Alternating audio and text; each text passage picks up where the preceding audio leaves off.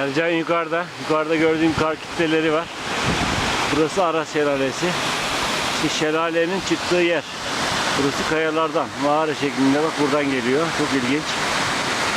Bir göz halinde.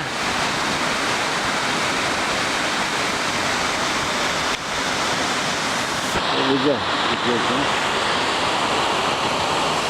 Görün yani.